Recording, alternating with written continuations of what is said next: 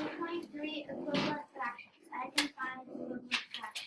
Excellent, Helena. Can you guys all find equivalent fractions? Yes. Awesome. So, key learning here in the vocab is a numerator and denominator. I think you guys have all are familiar with them.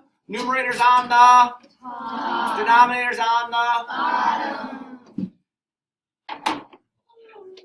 When I eat pizza, I usually like to eat half the pizza. So this is clearly a full piece of pizza, a full pizza with me eating half, right?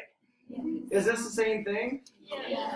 So I could eat one of two pieces, like here, one of two, or I could eat 4 of 8. They're the exact same thing, right?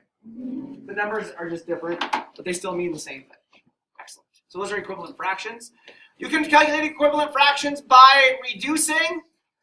You reduce by using what number? So if you have 3 9ths, 3 9ths is our fraction.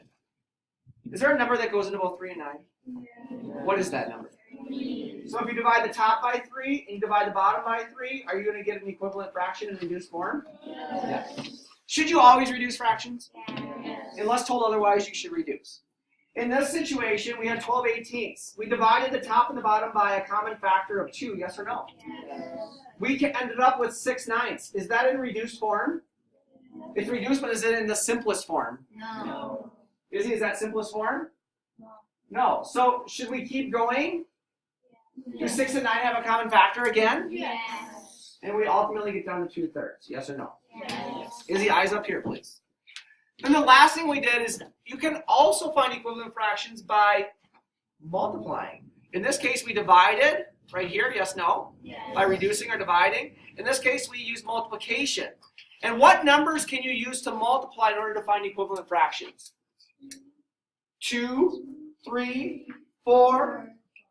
5, 6. What? Any number. Everyone say any number. Any number. Any number. The only rule is for the fractions to stay the same or equivalent, the top number must be multiplied by the exact same number as the Bottom. the top number must be multiplied by the exact same number as the.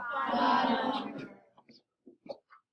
So what you've learned is whether you're reducing by using division or you're finding equivalent fractions by using multiplication, you have to do the same thing to the top of the fraction as the bottom of the fraction, right? Yes.